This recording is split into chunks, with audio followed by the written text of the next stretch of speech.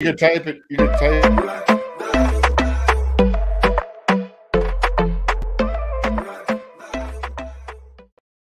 Welcome to Sideline Sports. It's the best of the best when it comes to sports. Myself, Jake Malik. We got John Shear, and we got, as he likes to call himself, just Dave. No JB this week. JB decided he couldn't handle the smoke of the three of us, I guess. I don't know. He's retired. He's old, and I guess he just can't handle us anymore. I don't know. What do you think, Dave? I don't know. Where is he? I don't know. John is like the only one that apparently knows. And I have no idea what happened to JB. I know earlier he was out to dinner. As to where he is now is unbeknownst to me. I wish I knew. He didn't tell me. I think he forgot to take his medication, his maybe dementia pills. So maybe he just forgot. Do we think JB's got the dementia pills that he forgot to take? That's possible. Maybe he has a walker, and I don't know. Oh, he definitely does. Because he's old. All right. Go on. Well, let's see if we miss him. Whatever. I'm not missing him. All right, Dave, it's Tuesday. It's the important question. What's up with the taco sitch? Please tell me there are tacos this week. I got multiple people telling me last week they were genuinely disappointed that there were no tacos. Wow. So that's the thing, huh? Well, hey, carnitas, shredded pork. And there you go. And actually I'm doing a thing. I'm doing a thing because I've got a goal to have abs this year. Okay. So I'm doing a thing where I'm spacing my meals out. So I have to have like a taco and some fruit and the thing, and then a taco, rather than having like 5 tacos at once, and then ice cream as soon as I get off the show, and that kind of thing. Instead of just going crazy. Yeah. I don't blame you. I didn't know tanks could have abs. Wow. You look like a tank, man. You look just jacked. Yeah. Well, I'm gonna be 59 in a couple of months, man. I got. You look like you're in great shape. I would have never known. No, not at all. And I mean that like as the highest of compliments. JB looks a lot older than you did. Oh, all right. Well, when you're not I told you wouldn't miss him. We can make fun of him. So you know what? He looks like he's 4, or you look like you're like 46. You're JB's age, and he looks like he's your age. That's great. Well, don't argue with that. Yeah, and if they watched last week's show, I certainly don't act my age. So. Anyhow.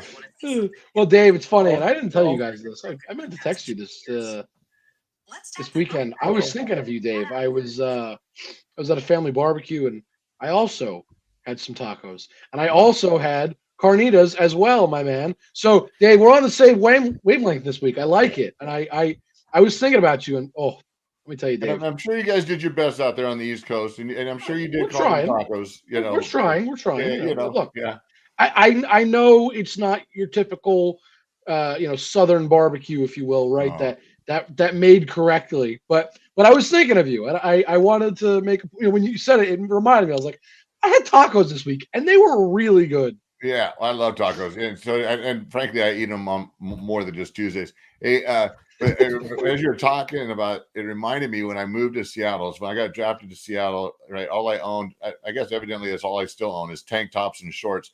And I drive up there, and I wanted to get Mexican food, and that wasn't happening, And I went to a place, and they served tacos, and they were in flour tortillas, and they weren't warmed. And I'm like, weird. What are you doing? What's up with that? And it's like the beans were like those Rosarita, like canned beans. Oh, what is this? Oh, so lazy. Brutal. It was brutal.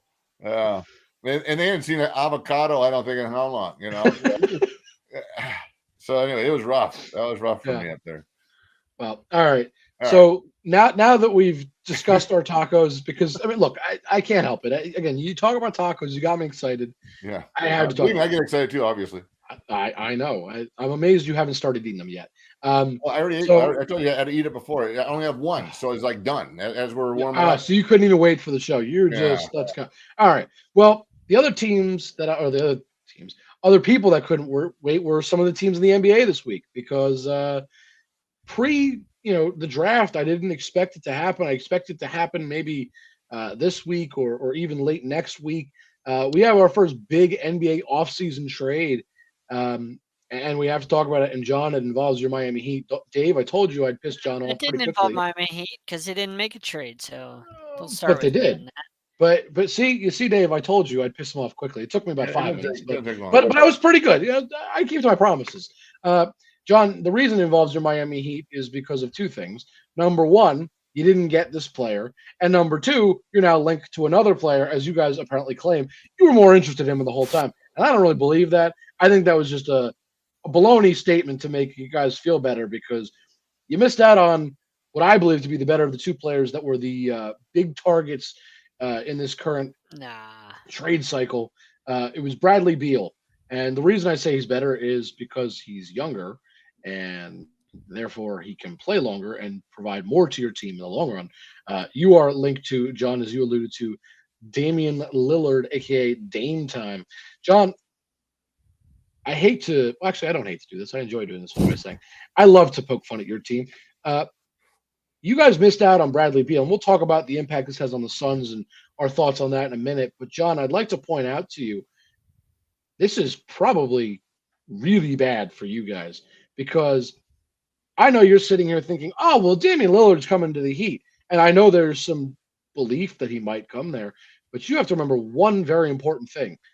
How many years in a row have we heard Dame is going to get traded? Dame is going to get traded. Dame wants out. It's just like Aaron Rodgers saying, I'm retiring this year. It's the same thing. We've been hearing this for so many years. Dame has been claimed to have been, on the trade market. This is the year he gets traded. He's yet to be traded, John. And I know you don't like to hear this, and I love to say it. You guys messed up. I know you guys claim to be going for him. You should have gone for Bradley Beal. That was your chance. That was a guy that wanted out. You guys had a real chance at him, and he was a guaranteed trade target that you could go after. You had a shot at him, and he's young. But he also has a full no trade clause, so he chooses where he goes. But he was linked to Miami. Clearly chose. He wanted to go to you. There was he clearly chose Phoenix. That's what he chose, and that's where he ended up. I mean, he has a full no, just like Damian Lillard. He has a full no trade clause. So wherever he wants to go, if he says no, that trade doesn't happen. So he chooses his destination where he wants to go. So it's ultimately up to the player. That's why you have the no trade clause. I'm not a proponent of no trade clauses. I kind of think they're stupid to give a player that much power because you're an organization. You shouldn't really give a player a choice on where they go. It's your choice. Like, you're the organization, you run things. But this is the way the NBA is. So he chose where he wanted to go. I think other people had a hand in that, but we'll get to that once we talk about the Suns. But I don't think the Heat missed out. I said last week, the Heat need big men. They don't necessarily need shooters. They have shooters. They need more big guys. We saw that in the Denver series. They need size. They don't have. They need a go-to at the end that's going to close out a game. They need size down low to be able to rebound better, block better. See, I totally disagree. They don't have that. They don't have somebody that size-wise can defend Jokic or anybody like that. They don't have that size. So John, you do have size. You just couldn't utilize them correctly. Bam isn't big enough to cover Jokic. Like, he can. Who's big enough? Who's big enough to cover Jokic? Please tell me. There's plenty of guys out there. I mean, you could get a Draymond and put him at the 5, and then put Bam. You think Draymond's big enough to cover Jokic and Draymond and Bam is not anybody? And Draymond's not an offensive guy, so you don't got to worry about. No. You're missing what I'm asking you. You're saying Draymond is big enough. I'm not saying talented enough, because Draymond's a far better defender than most players in the league. I think he's one of the best defensive players, period. Not going to question that. But you said size. And so I'm asking you specifically about size. You think he's bigger than Bam and better equipped to defend in terms of size? He's a better rebounder. He's obviously better defender. Like, we've seen what Draymond's been able to do in his career. So if you could put him at the 5, which he's been at basically his whole career, he's been down there. I think it opens up Bam. I think it makes him a better player overall, gives him more opportunities offensively, because Bam's not covering a Jokic or somebody like that. So, because ultimately, the Heat, what I think, they probably will be back in the same position, Eastern Conference Finals, fighting Boston or Milwaukee, and they're going to have to defend those big guys again. That's not going away. If they get to the finals, they're going to have to defend the big guys again, whether it be Jokic or Anthony Davis or somebody like that. They're going to have to defend them. So if you can get a Draymond to go with Bam, I think that So, that John, I helps want to just Miami. point one thing out to you. Just one thing. Now, I agree Draymond's a far better defender. There's no Right. question about that. Nobody on this panel would ever disagree. Again, Right. Draymond's one of the best defenders in the league, period. That's what he's known for. I It's mean, he's a what great he's offensive done his whole catalyst because career, he can move the ball, but he's a defensive specialist. That's what he's good at. Yeah. Nikola Jokic is who you mentioned. That was the guy we specifically talked about. He's 6'11". Bam Adebayo, the guy I believe could defend him if he was utilized correctly, is 6'9". So height is not a real advantage for Jokic there. Draymond Green is 6'6". So 2 inches for Adebayo versus 5 versus Draymond. I gotta be honest with you. That's a big difference. That's hard. I mean, I'm not saying that he's not equipped to do it because he's a very talented defender. Those 5 inches are going to make more of a Yeah. difference. So you talked about Sure. size. Just Get talk the about size size. that Draymond's had his whole career. He's been able. It hasn't been a problem, and he's John. not an offensive guy. So you're not worried about. I disagree with that. He's not an offensive guy. Draymond's never been an offensive guy. He's not an offense first guy, but he is a facilitator. Bam can play offense, but he usually his specialty is the defense because that's where you put him at the 5 to take care of the guys down there. You open him up more for offensive opportunities if you put him at the 4. That's what I think of my Heat. And so I think we got to have more. I think we got to have more inside, more 5s and 4s, more size because the Heat are a lot of small guys, like Dave said last week. They already have shooters. They don't need to overpay for Dame or Bradley Beal. Like they already have shooters. Then what do you propose they do, John? I just told you. Just go after Draymond. That's it. That's your only plan. Just go after him. What else? I'm just asking you. Is there more to it, or is it just go after Draymond? That's what I'm asking you. Just go after more guys down low that can rebound better. That's play. You can take up the block. Yep. So you said the Suns. So the Suns were the benefactors of the trade. You know, I found, I don't know, not humorous, but odd when an article saying, Chris Paul's looking to figure out where he wants to land. Wait, really? Does he want? He's going to keep playing? Well, let me go back to John really quickly, just for one moment, and then I will talk about that because I wasn't sure if you wanted to comment on what John said, but I wanted to give you the floor. I didn't want to occupy between the two of us. No. So to John, to your point, I don't know that you watch this team the way the rest of us watched it, and maybe I'm just seeing something you don't. You guys have one shooter, one true shooter. Tyler Hero was not playing, so he can potentially be a shooter, but in the playoff run, you had one shooter. One guy, I believe, was a actual Jimmy Butler. That was your guy. Bam Adebayo is not a shooter. No. Kyle Lowry is not a shooter. He had a couple good shots, but he is not a shooter. Not like your Dames or your Bradley Beals, not like those, not like your KDs. He's not a shooter. Those are superstars. Those are some of the best players in the league. Let me finish my point. You guys do not have shooters. You don't have a reliable shooter. You have one. You have one guy. You have Jimmy Butler. That's how I look at this team. Robinson can shoot to 3. You think he's going to continue this kind of play over multiple years? I'm talking about. I think it was a small sample size. You said because you guys were in the regular season one of the worst shooting teams in the entire league. You said we have one shooter, and you're completely wrong about that. Duncan Robinson can shoot. Tyler Hero can shoot. Max Strus can shoot. I said playing. So hold on. Time out. I said you had one player Martin shooting. Can shoot. Hold on. I said you had one player that was able to shoot. One guy shooting, meaning Tyler Hero was discounted. I said he can be a shooter, but he did not can shoot. No, he can't. His game. They don't put him out on the 3-point line. So he's not a shooter. The offense is not predicated on him. It's Jimmy Butler. It revolves around Jimmy. So either way, I think you're wrong about one thing. You guys need more scoring. Jimmy Butler got tired by the end of this playoff run. That's why he became non-existent in this Nuggets series for the most part. That's why you guys need a Dame or a Bradley Beal, and I would prefer Bradley Beal because he's younger. You can give me all you want.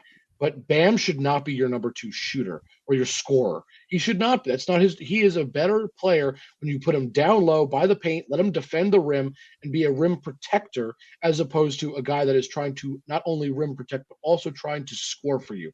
You would be much better off, I believe, with a guy like Jimmy and a Dame and a Bradley Beal. That way you have 2 lethal shooters that can absolutely destroy defenses, on top of having Tyler Hero off the bench. Let Bam be a defensive specialist who he is, and let the team run that way. I think the team would run a lot better. How are you going to pay that luxury tax? Because they're already way over the luxury tax, and then you're going to go an extra $50 million over the luxury tax. So you think you hold on? You think you can afford Draymond? Draymond's going to be just as expensive, if not more. He was $27 million when he's going to be at least 30. I would take 30 over 50. Get Bradley Beal. Bradley Beal's much cheaper. He's 50 some million, going to be 57 million. For how many years are going to get him? It's much cheaper. That's what I mean by that.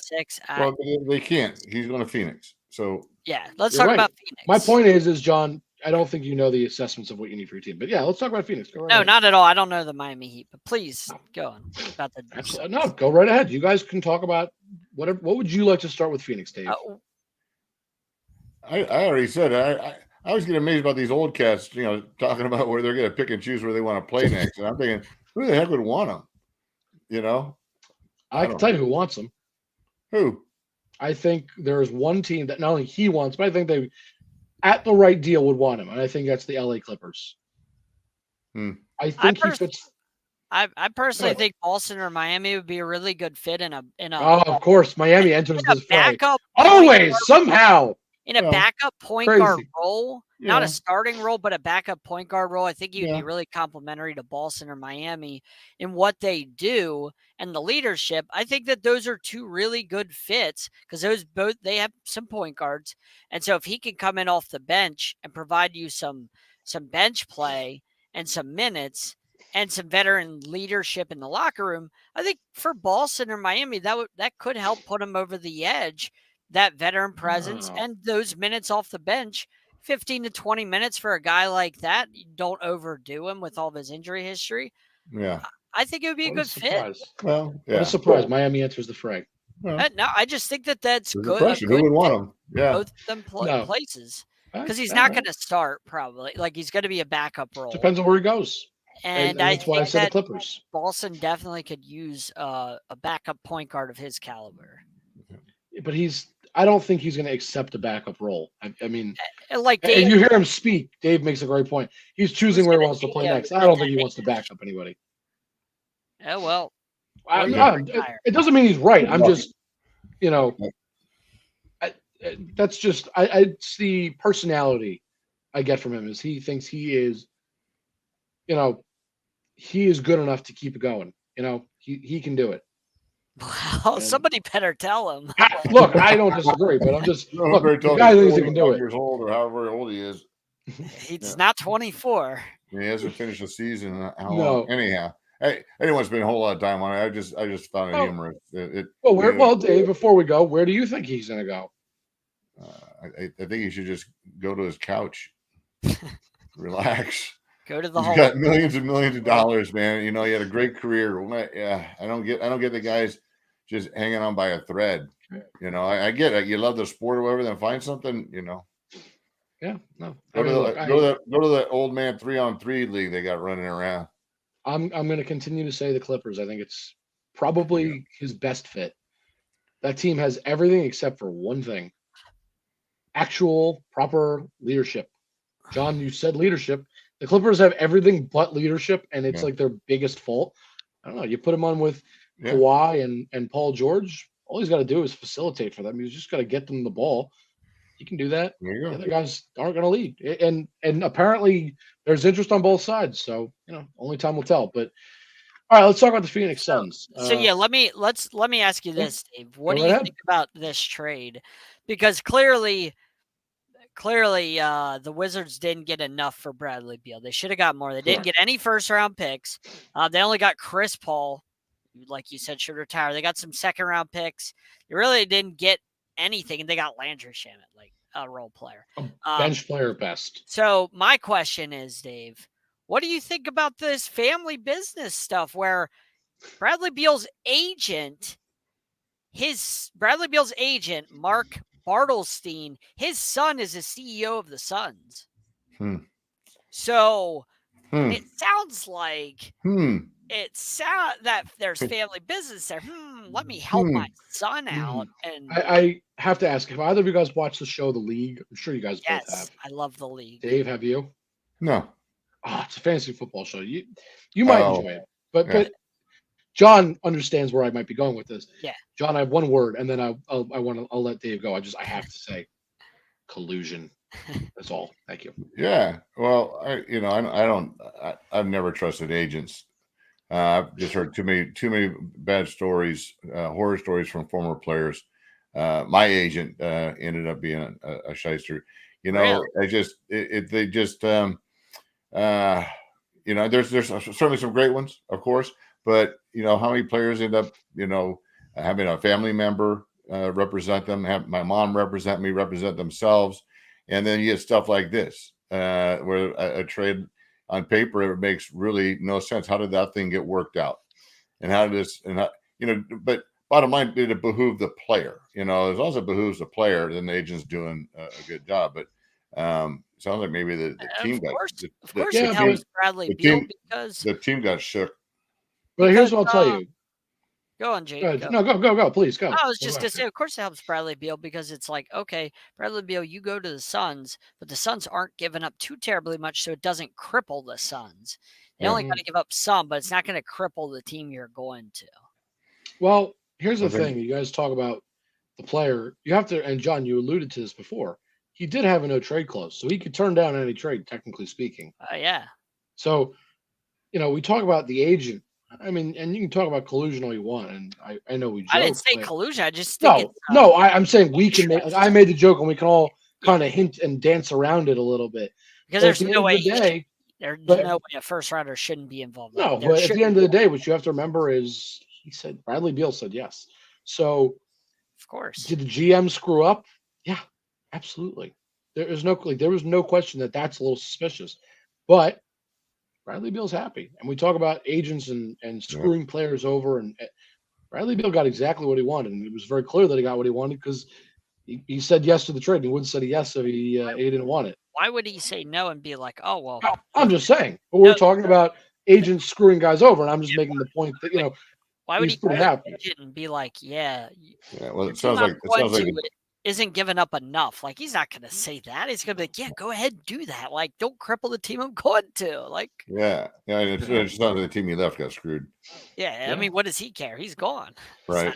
No, but there's no loyalty in sports. I do want to ask both of you your thoughts on the Suns. How does the team look, in your opinion, compared to other teams in the West? I'll let Dave. Are they potentially the champs of the West? Are the Nuggets still your very early favorites being the champs? What do we think? I don't know. I think the Suns had a pretty good run, and they picked up two pretty good players, right? Picked up one going into the playoffs, one of the best players in the league, and then this cat. Yep. So going into next season, if they can bend, if they can kind of figure it out, I kind of like them. Okay.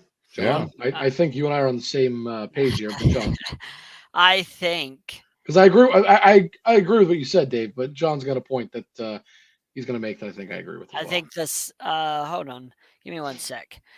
This little piece of plastic. This is the Suns right now. This is how much room for error there is on the Phoenix Suns when it comes to injuries and everybody meshing and everything going well, because you have Kevin Durant, you have Booker, and you have Bradley Beal. Ayton is as soft as Sharman. He's probably getting traded. Let's just call it as it is. Soft as anything. So you have three players you can count on. You trade away all of your depth, your first rounders for Kevin Durant. So you have no depth before that. Then you traded Shamet, who was a nice depth piece. So now you have no depth left. So there's have literally nobody. Like the Miami Heat did with their four when they had Wade, LeBron, Bosh, and they had to get like role players for a minimum.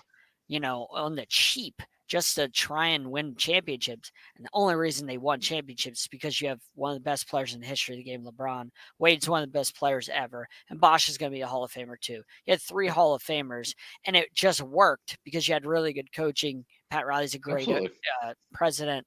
But I just don't see it working in Phoenix because Kevin Durant's always hurt.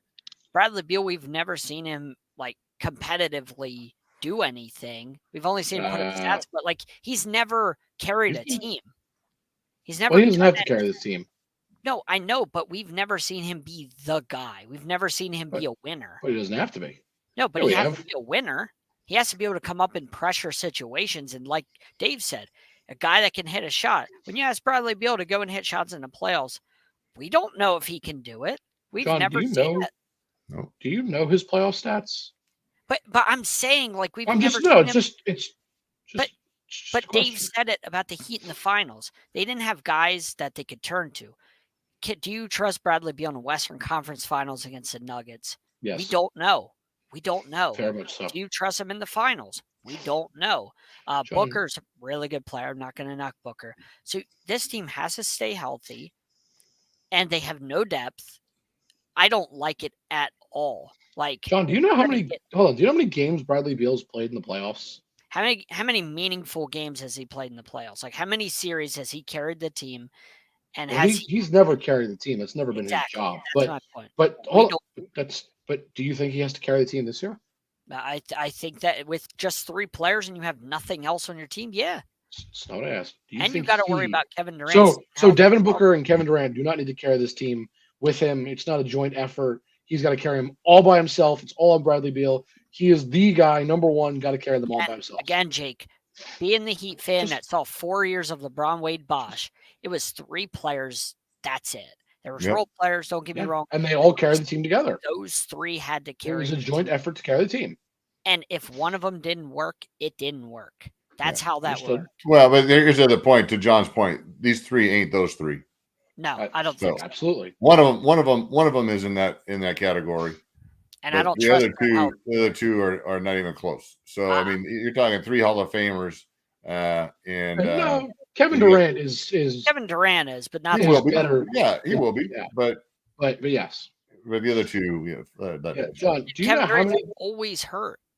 But John, do you know how many games that he's played in? Like Bradley Beal's played in the playoffs? Because I don't think you realize how much he's actually played and how good he is in the playoffs. Go ahead and enlighten me. He's played 50 games. 50 games is almost a full season's worth of playoffs. That is a respectable number to have played in the playoffs. And in those games, Bradley Beal was good. What do you average? 23 points, 5.5 assists. He shot 50% from field goal, 36.5 from 3. He was Congratulations. Good. I don't remember anything from Bradley Beal. Hold on. Because he played for the Wizards. Yeah. Right. So hold on. So you can say congratulations. I don't remember it. I don't really care if you remember it or not. The stats are there to prove. Yeah. Bradley Beal can play in the playoffs. He's a very strong player with high minutes in the playoffs. Now, this doesn't mean the team works, but when you talk about, he can't do it, can he do it in the playoffs? Does he play meaningful games? He played in 50 playoffs, almost a full season of playoffs, and he's averaging 23 points a game. If you give me 23 points a game from him, Kevin Durant, which I'm going to find out what he does, and Devin Booker, I don't know how much he does also in the playoffs. So, Jake, I would guarantee that they're averaging at least – Kevin Durant has averaged almost 30 points a game. So now we're talking about over 50. And then Devin Booker, when you take him, we're talking about over 70 points probably. Jake, the last time its average is 28. The last time the Wizards won a playoff series was 2016. 7 years. Why do I care? Why do I care? Because you're telling me Bradley Beal has all these stats, but he's never done anything.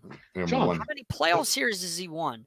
Oh, John, 2017. You're totally missing the point. And you know what? That would be like saying Jordan in his early years was an absolute useless player because the Bulls couldn't win anything in the playoffs. They were doing nothing, but they were, fighting their way to get there. That's an invalid argument. It's so silly. That's my point. But it doesn't make sense. Your point is wrong. You asked me, has he played in meaningful games? The answer is yes. The playoffs are meaningful, period. Every game matters. He played right the 50 and averaged 23 points a game. And by the way, in 2016, he was part of the team, John. 2022, no playoffs. 2021, no playoffs. 2020, incorrect. Lost in 5. Incorrect. 2019, hold on. No playoffs. Stop. 2018, no Stop. playoffs. Stop. You're wrong. You've already made an incorrect statement, so I need you to stop. In 2021, he played. They don't count against... the play-in games. Those don't count. No. If you stop talking and listen, you know, oh, I'm wrong, and I've made a fool of myself. He played against Philly, Washington and Philly in 21. I'm looking at his score right now. They played against each other. 5 games, John. 5 games. So don't tell me he didn't play. Don't even give me that. 2020, 2021 season, they lost in 5. 2021. Okay, but you said in 21 he didn't play. So watch yourself. Yeah. You said they lost in 5. They've made the playoffs one time. Like, John. 1, 2, 3, 4, 5. Yeah, the last 5 years, they made playoffs. John, you are making a totally different argument, though. They're a bad team. It's a bad team. And he's been on the team forever, and they've done literally nothing. It's like eventually. It doesn't mean he's not a good player. No, it's not. It doesn't mean you're not a good player, but I'm saying maybe he's just not that dude. Well, maybe he's going to be even better when he's got some help. Maybe. I appreciate that Dave is trying to understand what I'm getting at, which is I think when you've got some other people that they'll take some of the pressure off. I think maybe I think his stats go up. Dave, I think they're going to be a good team. I could not have said that. I don't know that he's like all that to warrant all this discussion, but I think obviously if you're scoring 23 points a game with a really bad team, you're doing something. Thank you. Stat pad. It's called stat padding. Oh my God, John! That's a stat pattern, man. John, it's not a stat pattern. You know what it is, John? You're just. Hold on. No, let me ask you something, John. Let me ask you something.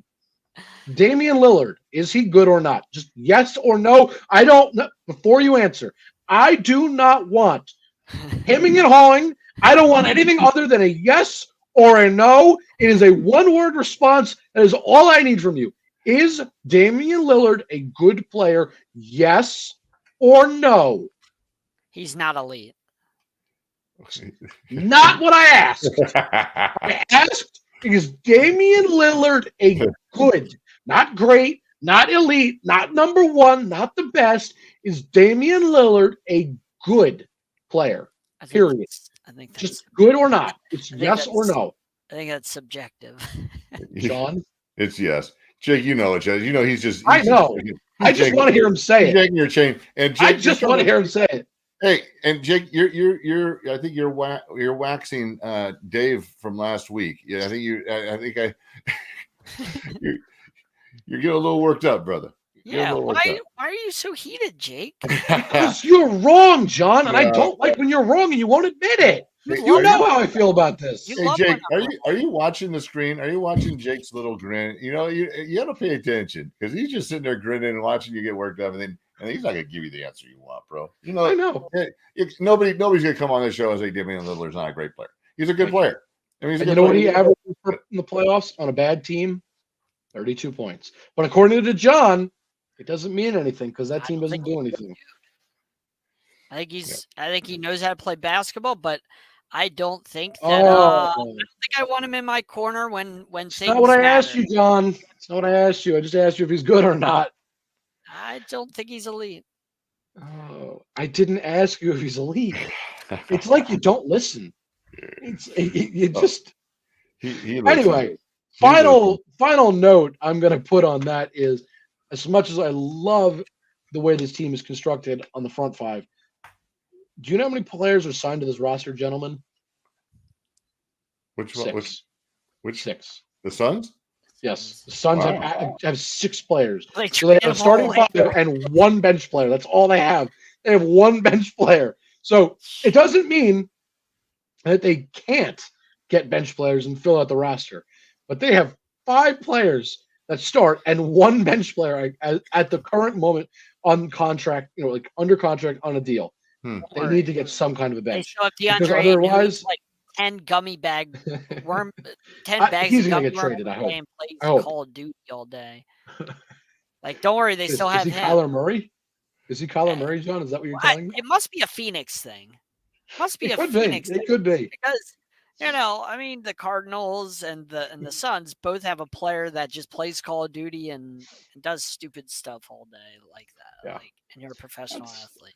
Fair enough. But look, Suns got to get some help. I would still choose the Nuggets as of today. Assuming everybody's healthy, no better team in probably the whole league. Forget the West, just the whole league. Nuggets are still my choice.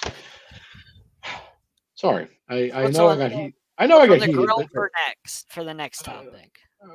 John, you grind my gears. You really know how to get to me. I ask such simple questions, and I know why you do it. It's a really good thing we're not on Radio Row at the Super Bowl doing a show together. You might strangle me. I'm going to plead the fifth. Hey, did you guys watch the U.S. Open? Yes. Tell us all about it. I know what you want to talk about, Dave, so let's talk about it. Well, because I'm old, so I like the old guys. And it's amazing, I'm calling Ricky Fowler old now. But that kid's been playing for a minute. I remember when he had the shaggy hair, and he always had the Detroit Lions cap and the different NFL teams. And it was fun watching him play. And then he disappeared for 5 years or whatever it is. And then I turn it on. I'm watching the U.S. Open and the kids on the leaderboard. He's winning.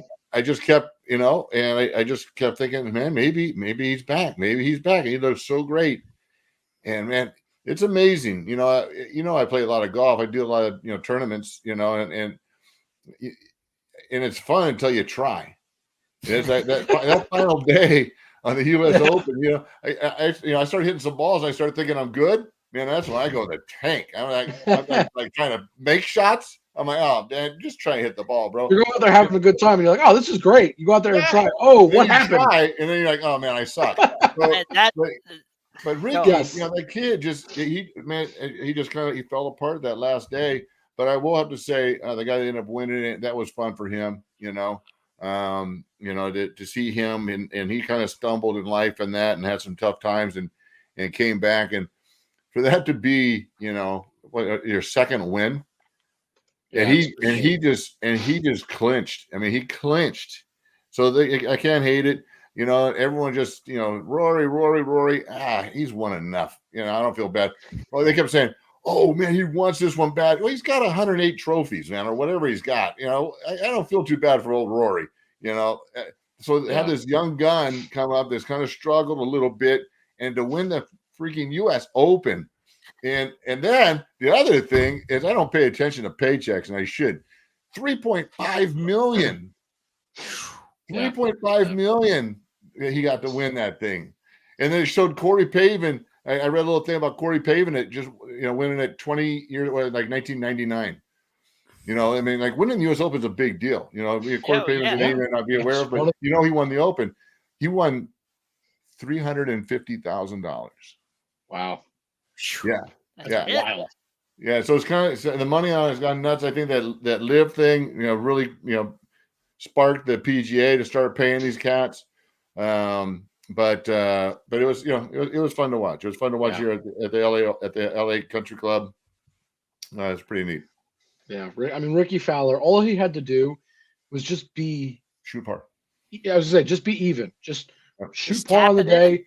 And if you shoot par on the day, you don't have to go under. Just at par, which he was on pace to be better than that, obviously, going into the day. He was having a phenomenal first few rounds. Well, he set the record. He set the record for most birdies in the U.S. Open. He was doing bogeys killed him. Yeah, he was doing great. And then, I mean, +5 on the last day. That is just killer. And what's crazy is Clark, the guy that won. What did he shoot on the final day? He was even for par. That's it. Right. He just shot par. And so it's crazy to think all Ricky Fowler had to do was just hit his shots, just make par. That was all he had to do. Yeah. And at the worst, they're going, to a shoot off basically. They're going to overtime, if you will, right? That's all they got to do. And if he goes 1 under, it doesn't even matter. And you're right, Dave. You could see it. He got into his own head. And it's you guys play, right? A little bit. It's enough to know how it goes. It's half of a click of a grip, You know, Yeah. it just one If little iota of a difference, and then one little thing is off. if there's a yeah. blade of grass off, your Yeah. whole swing is done. It's mental. It's the mental. It's Yeah. but it's all mental. everything. Every Because little if you're detail. if you're holding that club and something is not quite right, like mentally, done. if you feel it You're gonna- that something's yeah. not quite right, it's gonna mess with you, and your swing's gonna be a little bit off. It's just Yeah. it's just how it is. Like it's kind of like if you're I don't know, like if you're swinging a bat, like Absolutely. if you didn't go into your batting stance or your routine the right way, it's gonna mess with you. Like yeah. it's just Absolutely. It's just how Well, and Wyndham, it's Wyndham like had a anything. heck of a putting routine. It seemed to take forever, but he did it the exact same way every single If putt, it worked. and it It worked. obviously, You yeah. know what? It's one of those things. Eventually, you just Well, you know, and speaking of especially in golf, golf, you get yeah. your stroke going. You find what's working on a given day, and you just roll with it. And that's what happened. Ricky it felt like he was thinking and thinking and thinking and trying to be so perfect you that cannot try he to hit pushed the ball. himself. Yeah. Can't And he try pushed to himself the wrong way. You know what I mean? never He was I gotta be perfect, He was so well, and you just cracked under pressure.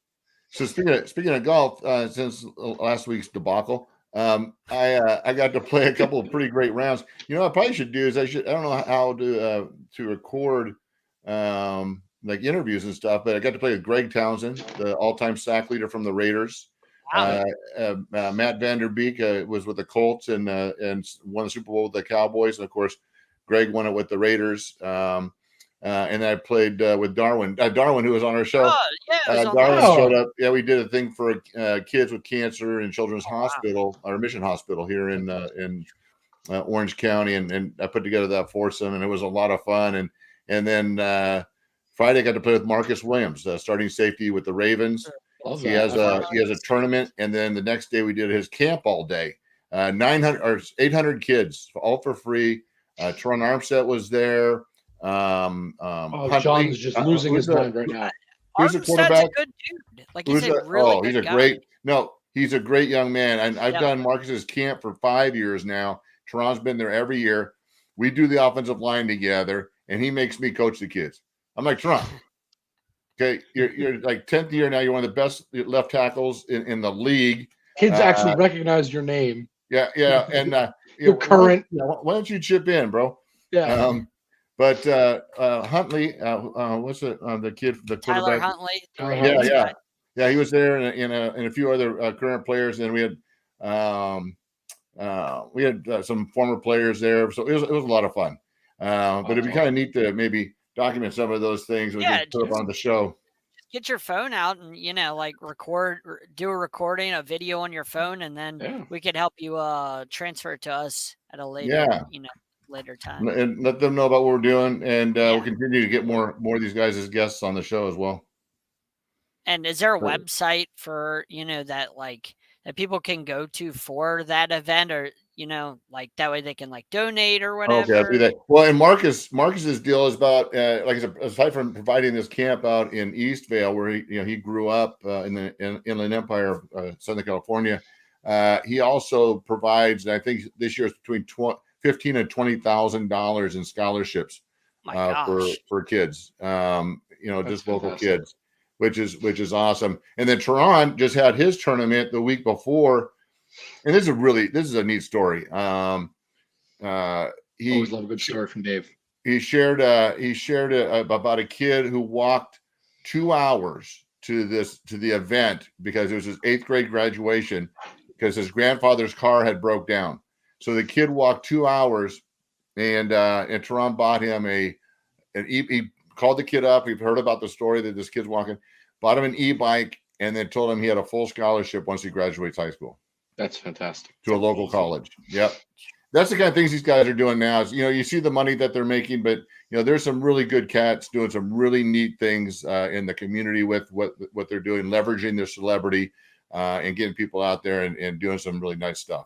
And it's really nice to see that stuff because, and not to go down this road, but there's so much there's so much garbage in the world. Like if you go on social media, there's so many videos where people like fight videos and stuff like that on social media that just pop up on your timeline, like on Twitter or whatever.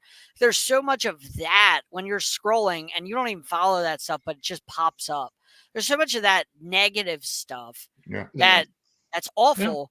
That the stuff Dave is talking about, we need more of that. We need Right. to see Well, when more of it. one of us breaks the law, it's on every news channel, right? I think Tyreek Hill, the young man, just shared a story that I was avoiding talking about him.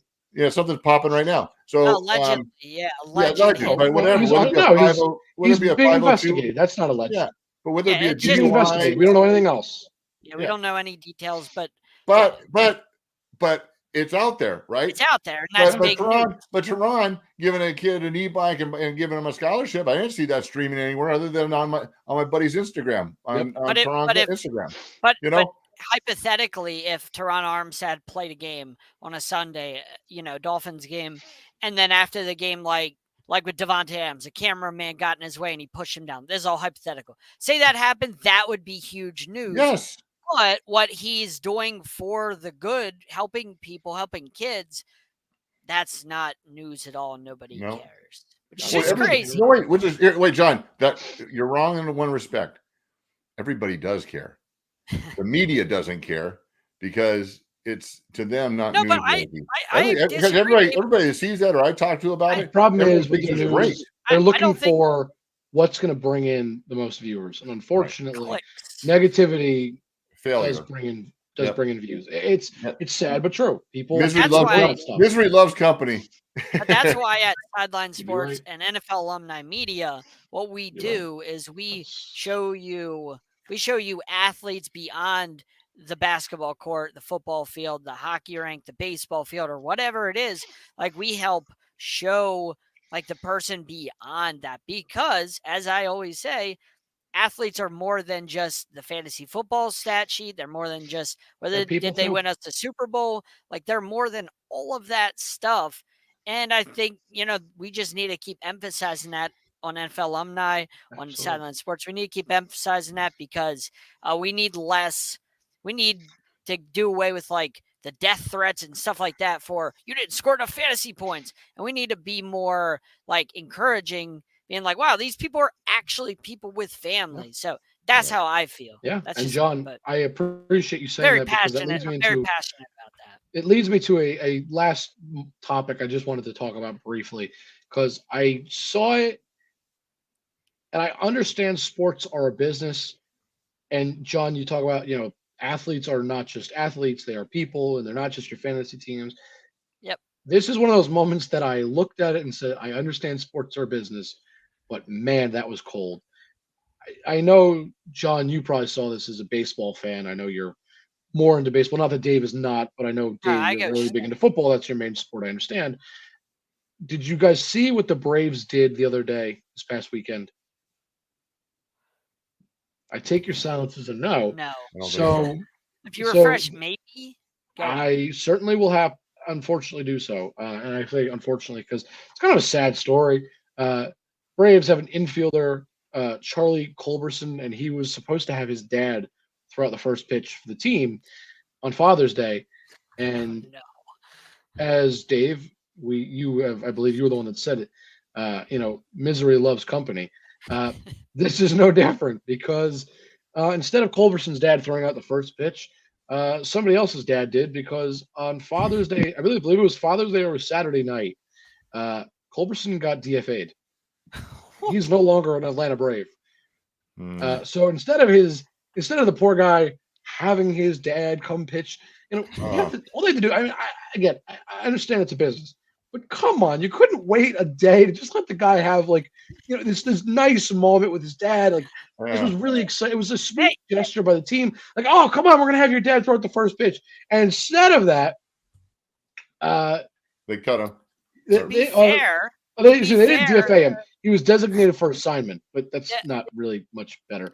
And instead, Michael Harris's father did the honors of throwing out the first pitch, and that probably is the most awkward first pitch to no fault of anybody else's own except for the teams. I'll play devil's advocate. The Braves were really nice. They gave him an opportunity to practice throwing out the first pitch at home with his dad. So they could spend more time together. Maybe on Father's Day, they could spend more time together now. Now he's DFA'd.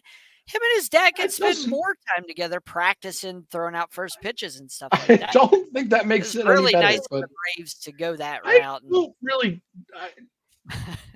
I'm not really sure how to respond to that other than you're just wrong. Okay, wait. When I came onto this show,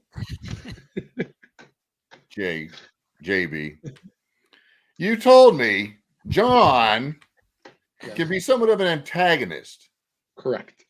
But he's so subtle with it. You really got to be paying attention.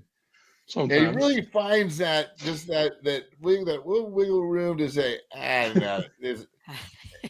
no, John, yes, they weren't doing him a favor to spend time with his dad on Father's Day by DFAing him. That was not right. I don't know. I don't know what the answers to that is, because really, frankly, if the kid's not working out, he's not working out, and you can't, spend another chunk of money or whatever. You got to make it what's right for the team and not worry about dad pitching the ball. But boy, that is bad taste. That's just not cool. And look, John, that was rough. I mean, I didn't DFA. There's no coming back from that. I didn't DFA. I didn't. Don't say you're trying to find the silver lining either, John. This is correct. I don't know why you're going after me. I just found out about this. No, I'm going to tell you why, John. Because instead of just condemning the actions and saying, you know what, that was not, I understand why they did it, but really they could have just waited the day. Just, agreeing with what Dave and I are getting at, which is like, man, that sucks. You tried to come here to tell the two of us, well, it does suck to be him, but there's a positive to this. Yeah. I'm all about trying to find the positive, but John, there's no positive. The guy just got taken off of a major league roster, and he was supposed to have his dad throw out the first pitch, which has got to be one of the coolest moments a father and son could possibly share in a lifetime. John, you want me to tell me there's a positive. John's envisioning him in the backyard playing catch. I'm like, exactly. Don't think what's happening. He's not 9 years old, man. That's a grown man, John. When's the last time they played catch together? He's a baseball player. They probably don't get much time together. John, I don't think that's what he's worried about. don't think that makes it really any better. I think this is the first and last time we'll ever hear the name of whatever his name is again. Charlie Culberson. Charlie Culberson. That's cool. Again, if they would have,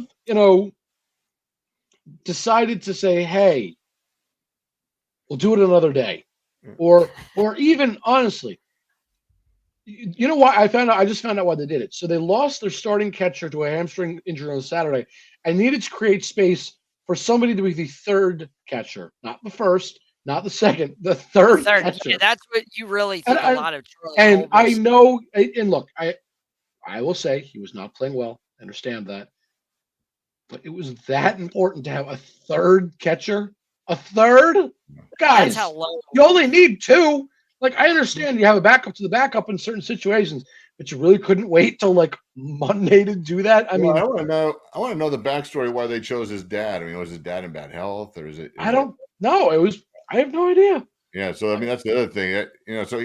So when you're talking about the story, I'm thinking about just before my dad passed, I went up for a Seahawks alumni thing, and they gave us a couple tickets, so I was going to take Dad to a game, and we're going to go the day before to the team barbecue, and they do a really nice deal for the alumni, and it's all Pete Carroll's doing, but he was just too ill to go, and then never got to go to a game with me. So that so I'm seeing I go that way. I go with it going, man, who knows if there was something going on there, and this is going to be a neat. To Jake's point is a neat thing with his dad to share this kind of moment that I didn't get a chance to do.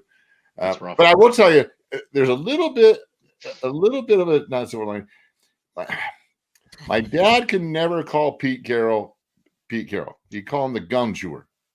I That's think fair. you told us that before. Yes. Okay, 100%. all right, because I believe you have. my dad's favorite team is Notre Dame, and his second favorite team is anybody playing SC. And so he just Fair enough. never cared for him, And for whatever reason, great coach and a great guy. And I can just see it happen. I can see my dad, He chews like a cat. He chews his gum like a oh my cow. gosh, it's so bad. You could hear the conversation in your head going. Your Yeah. dad walks up to Pete Carroll and say, "Oh, Mr. Carroll," or Pete, or anything remotely polite. You're just envisioning, "What's up, gum chewer?" Just I mean, like gum, don't the you? most embarrassing way to You meet like somebody. gum, don't you? My dad, there's no telling what come out of his mouth. So yeah. Anyways. Well, I think that's a good stopping point. So, All just right. Dave, where would you like to let the people find you? Because Hey, yeah, Dave. Yeah, hey, you know what? I'm thinking about changing my thing to just Dave because now that's where So I don't know, but I don't know how to do it. I gotta find. Maybe my daughter will do it for me. I gotta find some kid to change my number thing change on everything to just my Dave. Instagram. I don't know how to do All stuff. right. But I like it. it's just Dave DeRocher. Facebook, Instagram, LinkedIn. Sort me out. Absolutely, John. Yeah, you can find us on the NFL Alumni Media. Dave is the president of the NFLPA chapter in Orange County. Don't let him be shy. He does a lot of great things for people, for veterans, for kids. Man, he does a lot of great things for people. So I'll speak on his behalf because he really does a lot of positive things out in the community, much like a lot of other athletes. But I mean, Dave just goes and does it. It's not about the publicity or whatever. It's just about helping people. So you can find us on NFL Alumni Media on streamtv.com. Find our 24/7 channel on there. Let's Talk Sports. You'll find their content on there on our channel. So check them out.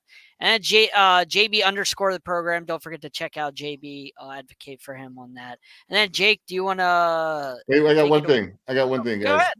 Before we go out. And you guys know my fiance Anne Marie. You guys met her at the Super Bowl and that, and we've been dealing with some health issues. If I could just ask for prayer, she's going in for surgery tomorrow, hopefully to rectify everything that's been going on. So that's what we're dealing with tomorrow. So I appreciate that. Absolutely, definitely in our prayers, you know that, Dave. All right. Well, on that note, you guys can find me on Twitter at Jake_Malik. You can find Sideline Sports everywhere you see scrolling across the bottom of your screen. And on that note, that's it, everybody. We will see you next week and have a good one. Be good humans.